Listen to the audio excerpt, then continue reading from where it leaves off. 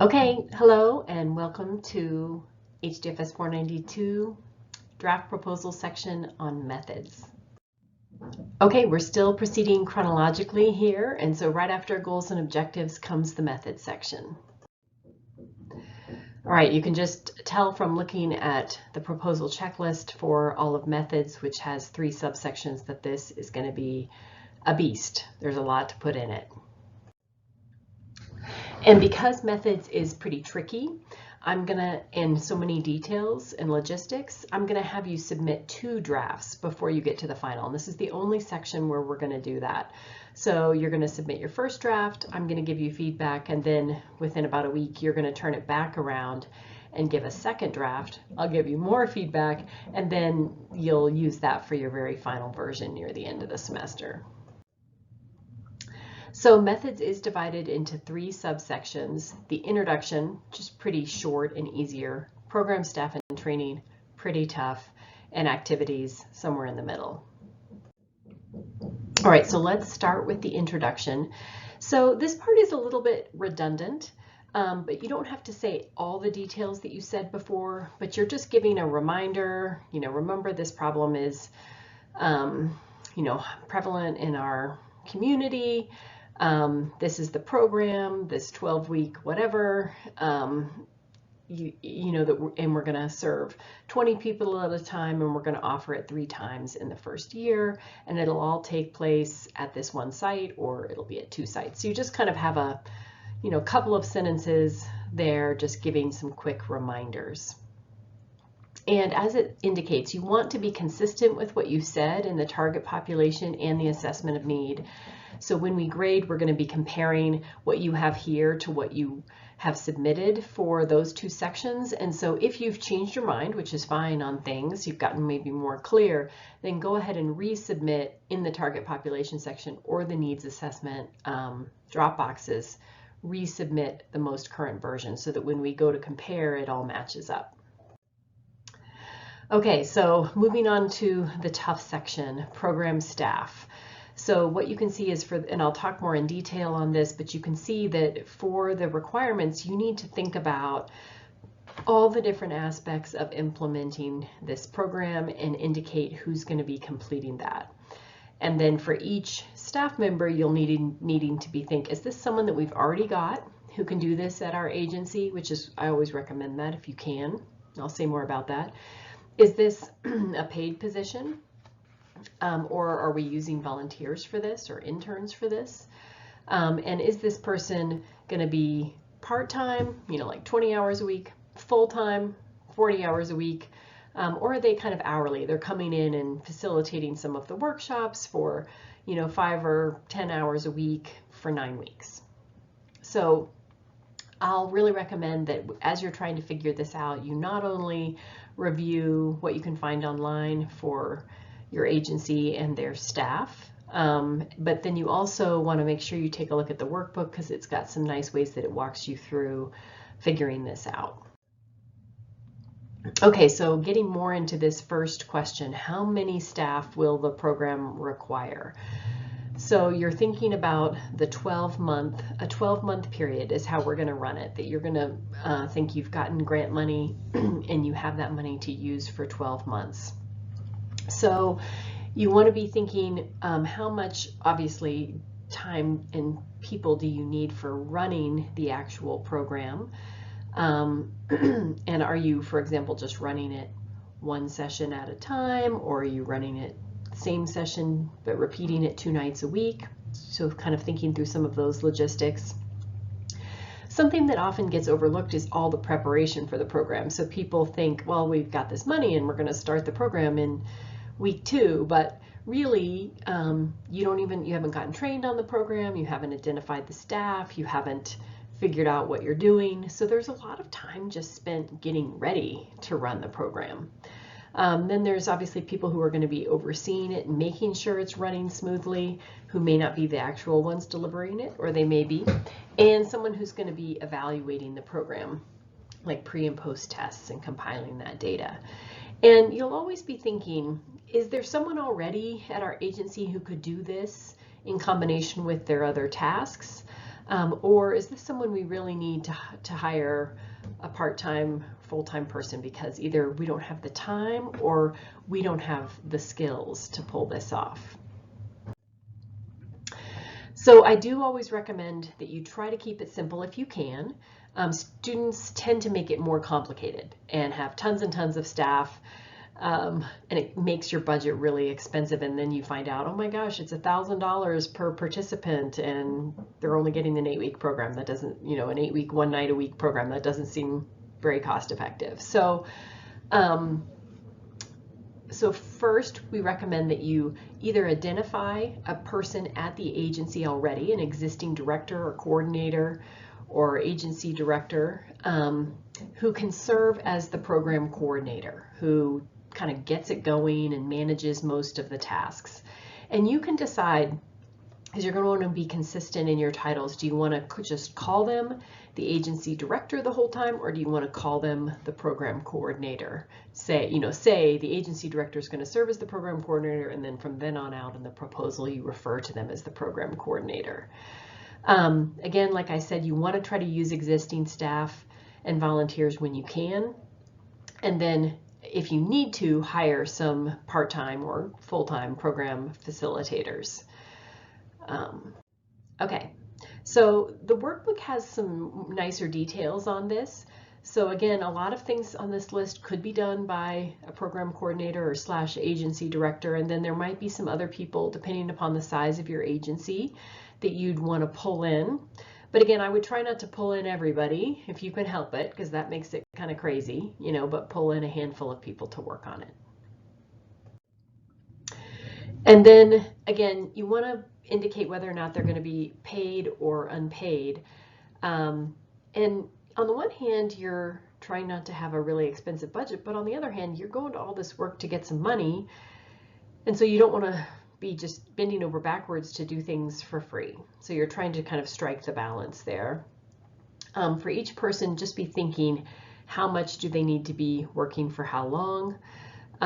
You don't have to put in any amounts of money here. That will be something we figure out in the budget. If you're using existing paid staff, you might be thinking, okay, but they're already working full time. How are they going to do this? I can help you kind of figure that out in the budget. If they're already working full time, but they're picking this up and incorporating it in, or they won't get paid necessarily full time, but they will get some money in the budget for a few hours that they're contributing each week. Okay, so then this is tricky to figure out, but you have to figure out who's going to get trained and how they're going to get trained. And so you can visit your EBP website. This is where you also might want to give them a call, and you could do that extra credit community contact interview and ask some questions and also get some extra credit points if you can't, or you can email them if you can't find all the answers on their website. But you want to be thinking, like, how many people are involved? How many of those people need to get trained? So for example, if you were training 100 teachers at your school, do all 100 teachers need to go through the training, or the way the program is run, can 5 teachers go through the training and then train everybody else? So you can kind of look into that. I can help you think that through. And then be thinking about, is it an online training, which is always less expensive, or is it an on-site training? It's most expensive if your staff travels somewhere else. It might be a little less expensive if a trainer comes to you. If there's training materials, how many sets do you need? Does everybody need their own set, or can there be any sharing? And again, be realistic about that.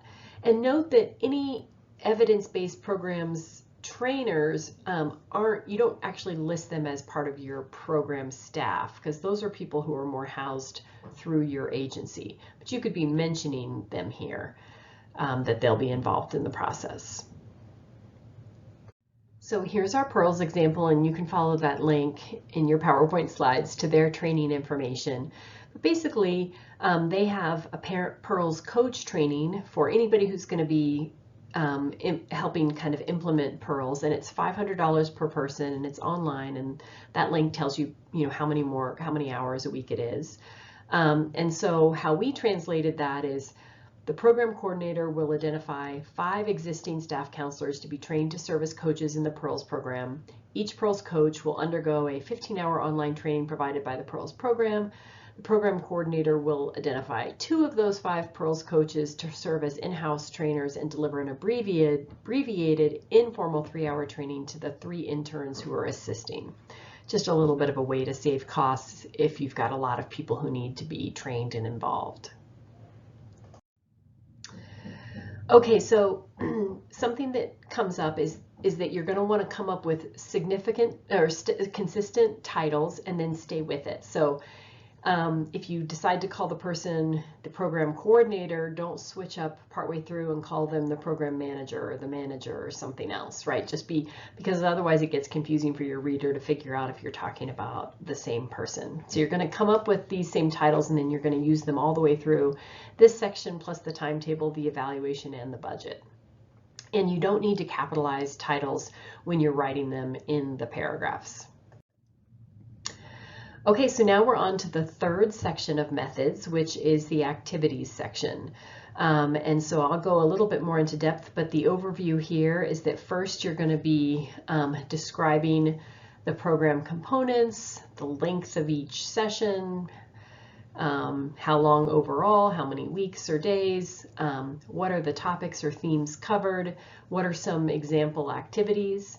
And what I'm going to be thinking about here, and your reader, your funders would be thinking about, are those, objectives that you said you wanted to achieve. Does it seem like you're going to do that with this, So if you said you wanted to increase social support, do we see some activities here that seem like they would be helping people increase social support? If it's the type of program that has, a in-home visit or a workshop, a weekly workshop, go ahead and try to give a schedule or a sample of what that might look like. And I've got some examples coming up. And then you're also going to be describing any adaptations for your target population. So if it's young children or English language learners or homeless individuals, you might not want to presume, a certain level of reading ability. If transportation might be a barrier, you might be thinking about either your location so that transportation is less of an issue, or how you might offer or provide transportation. If childcare might be a barrier, you might be thinking about how you're going to provide some childcare, for example. Okay, so how do you figure all this out? You go to your evidence-based program website and see what you can find there in terms of websites, manuals, handouts, research articles. YouTube is also great if by chance your evidence-based program has a YouTube video associated with it or some activities that people have implemented. That really can give you a sense of what it looks like in action. And then you can see some examples here of how you're going to be describing the program. And then I mentioned you'll be doing maybe like a little schedule in a paragraph or bulleted format to give an example of, what's it going to be like on a regular basis. Okay, so once again, we're still going for concise writing. I'll keep kind of putting this up in front of you to give you these gentle nudges. So here you can see a sample from a student methods section. And then we've just gone a little bit further to kind of take out some of the words that aren't so necessary. With the methods section, I've mentioned some of these already. Your evidence-based program website. If anybody did an EBP investigation worksheet on the evidence-based program, that would be great to pull on. You might be looking at the staff section of your agency website or doing a community contact interview. You'll be going back and looking at kind of what you said you were going to change in your problem statement,